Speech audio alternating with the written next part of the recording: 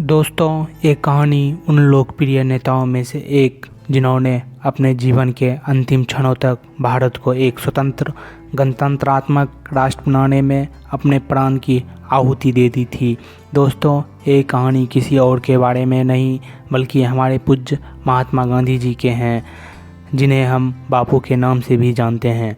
गांधी जी के परिवार बनिया जाति के हैं, लेकिन गांधी जी के पिछले 3 पीढ़ियाँ कई काठियावाड़ राज्यों में प्रधानमंत्री पद पर रहे थे। बापू के दादाजी उत्तम चंद गांधी उर्फ ओडा गांधी, जो एक सिद्धांतवादी पुरुष थे, गुजरात राज्य के पोरबंदर में दीवान पद पर कार्यरत थे। पोरबंदर में हो रही साजिश ने उन्हें मजबूरन जूनागढ़ में शरण लेना पड़ा था। जब उनका सामना जूनागढ़ के नवाब से हुआ तो बाएं हाथ से सलामी दी। इस बदतमीजी पर वहां उपस्थित व्यक्ति ओडा गांधी पर आग बबूला हो गए। जवाब में ओडा गांधी ने कहा था, मैं तो दाहिने हाथ को पहले ही पोरबंदर को समर्पित कर चुका हूँ। ओडा गांधी ने पहली पत्नी के निधन के बाद दूसरी बार विवाह किया। पहली पत्नी से उन्हें 4 और दूसरी पत्नी से उन्हें 2 पुत्र की प्राप्ति हुई। बापू को बचपन में लेस मात्र भी अनुभव नहीं हुआ कि ओडा गांधी के ये 6 पुत्र 2 अलग अलग मां के संतान हैं। इन 6 भाइयों में 5वें पुत्र करमचंद गांधी उर्फ काबा गांधी बापू के पिताजी थे और 6ठे पुत्र तुलसीदास गांधी थे। ओडा गांधी के ये दोनों पुत्र पोरबंदर में एक के बाद एक करके प्रधानमंत्री पद पर रहे थे। बापू के पिताजी काबा गांधी स्थानीय न्यायालय के सदस्य थे, जो उन दिनों एक प्रभावशाली संस्था थी, जो मुखिया और उनकी जाति के साथी व्यक्तियों के विवादों को निपटाने का कार्य करती थी। काबा गांधी ने अपनी हर पत्नी की मृत्यु के उपरांत एक के बाद एक 4 विवाह किए। पहले और दूसरे विवाह से उन्हें 2 कन्याएं प्राप्त हुई। उनके अंतिम पत्नी पुतलीबाई से उन्हें 1 पुत्री और 3 पुत्रों की प्राप्ति हुई। उनमें से बापू सबसे छोटे थे। बापू के पिताजी को अपने जाति से बहुत प्रेम था।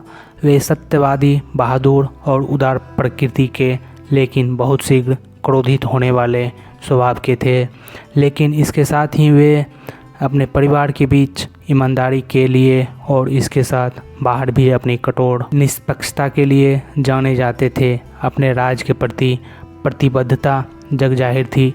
काबा गांधी के साथ एक बार ऐसी घटना घटी।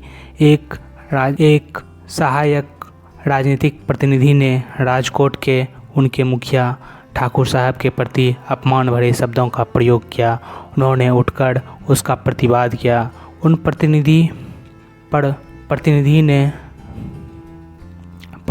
प्रतिनिधि क्रोधित हो गए और उसने काबा गांधी से माफ़ी मांगने के लिए कहा, पर उन्होंने इनकार कर दिया, जिससे काबा गांधी को कुछ घंटों के लिए कैद में रखा गया। लेकिन जब प्रतिनिधि ने देखा कि काबा गांधी टस से मस नहीं हुआ, तब उसने उन्हें आज़ाद करने का आदेश दिया। बापू के पिताजी को धन संपदा एकत्रित करने का लेस मात्र भी लक्ष्य नहीं रहा था। अनुभव के अलावा काबा गांधी के पास कोई औपचारिक शिक्षा नहीं थी।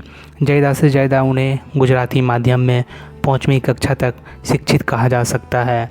अपने अनुभव के आधार पर ही काबा गांधी अत्यंत गहन प्रश्नों का सरलता से उत्तर बताते और सैकड़ों व्यक्तियों का संचालन कुशलतापूर्वक कर सकते थे। काबा गांधी अपने जीवन के अंतिम दिनों में परिवार के एक मित्र के प्रोत्साहन पर गीता पढ़ना शुरू कर दिया था। बापू की माँ एक साधु स्वरूप में अत्यंत धार्मिक प्रवृत्ति की थी।